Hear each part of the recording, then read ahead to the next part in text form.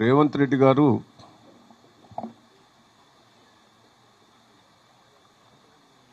నిన్న వరంగల్కి వచ్చి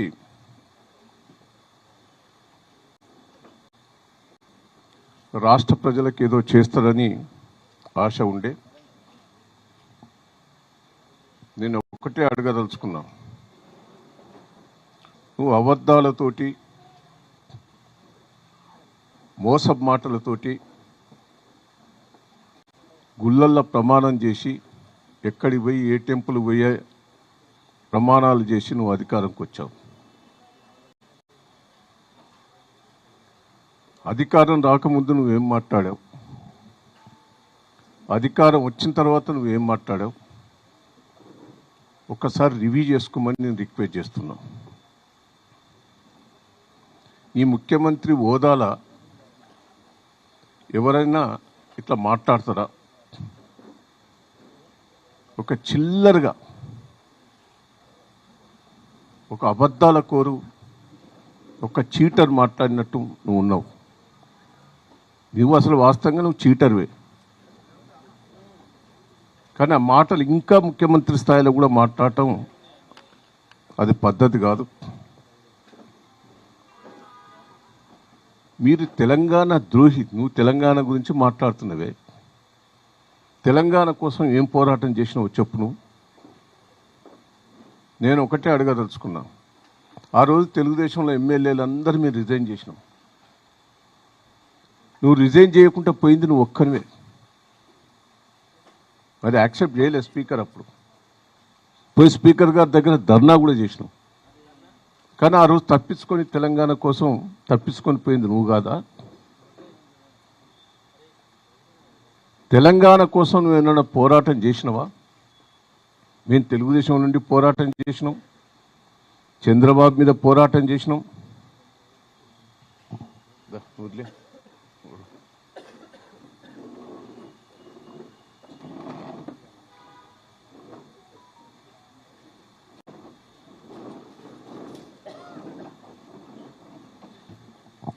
నువ్వు ఏ పోరాటాలలో తెలంగాణ సాధించా?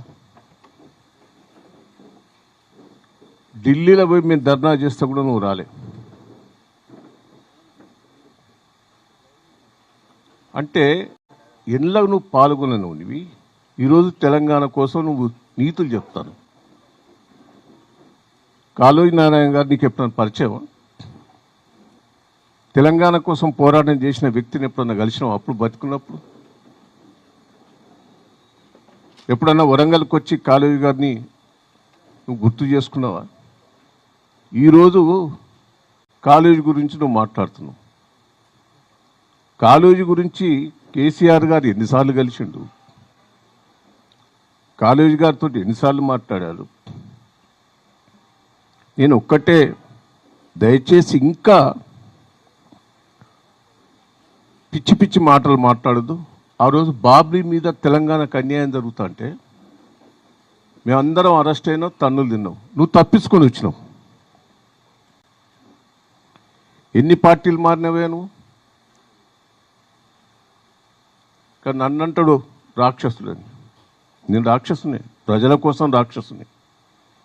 ప్రజల అవసరాల కోసం ఎంతైనా నేను తెగిస్తా.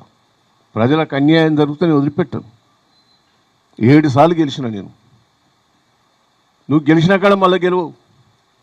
నేను వర్ధనపేట్ల 3 సార్లు గెలిచిన, పాలకుర్తి 3 సార్లు గెలిచిన, వరంగల్ ఎంపీ గెలిచిన, నా జిల్లాలో గెలిచిన. నువ్వు నీ జిల్లా నుంచి తన్నీళ్ళ కొడితే రంగారెడ్డి జిల్లాలో దొంగ మాటలు చెప్పి గెలిచినవాడు. నువ్వు గెలిచిన కాడ మళ్ళీ గెలవవు.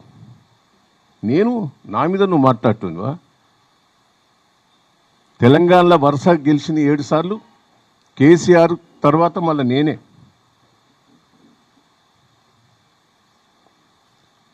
ఒక్కటే, ఇలా హరీష్ రావు గారిని, కేటీఆర్ గారిని, కేసీఆర్ గారు అనే హక్కు నీకు ఇక్కడదా? వాళ్ళు ఎప్పుడైనా ఓడిపోయినరా? ప్రజలు ఎప్పుడైనా తిరస్కరించిండ్రా ఆయన? వాళ్ళతో పిచ్చి పిచ్చిగా మాట్లాడుతూ. నేను ఒక్కటే నిన్ను అడగదలుచుకున్నా, ఏం చేసినావనే 1 ఇయర్ లోపట? నువ్వు మహిళల మీటింగ్ పెట్టావు, మహిళలకు ఏం చేస్తానో ఒకటి చెప్పు, నువ్వు ఏం చేసినావో చెప్పు. అవన్నీ కేసీఆర్ గారు చేసినాయి. ఆ చీరల కంపెనీ వాళ్ళ దగ్గర పోయి చీర బాగున్నది, బాగా తయారు చేసినామని పొంగిలిటో చీర కొనిచ్చావు ఎవరికి? ఆ చీరలు ఎవరి కంపెనీ, ఎవరు పెట్టారు? అది కేసీఆర్ నాయకత్వంలో చీరలు తయారు చేసేది, మహిళలను ప్రోత్సహించింది కేసీఆర్ గారు. ఒక్కటే కాదు, పండ్ల రసాల కంపెనీ, ఎన్నో కంపెనీలు పెట్టించినాం మేము. అప్పుడు నువ్వు ఒక్కటనే పెట్టావు ఆ సంవత్సరం లోపల మహిళల ద్వారా. కోటీశ్వర్లు చెప్తావు. కోటీశ్వర్ అయ్యేది నీ బంధువులే, మీ తమ్ముడు, మీ అన్నలు, మీ అల్లుళ్ళు, మీ ఎంపుల కోసమే నువ్వు ఇప్పుడు కృషి చేస్తాను. మహిళల కోసం ఒక్కటైనా అనౌన్స్ చేసినావు? నువ్వు చేసింది ఏదన్నా చెప్పుకున్నావా? నువ్వు మహిళలు చేసింది ఏమైనా ఉన్నదా? మహిళలను ఆగమాగం చేస్తాను. పాపం బతుకమ్మ పండుగకు 100 కోట్లు ఖర్చు పెట్టి బతుకమ్మ చీరలు ఇచ్చేది కేసీఆర్ గారు మహిళల కోసం. నువ్వు ఆఖరికి బతుకమ్మ చీరలు కూడా 400, 200 ఇచ్చిన నేను 1000 రూపాయలు ఇస్తాను మాట్లాడినావు. నీ బోకస్ మాటలు కావా? 2500 ఇస్తా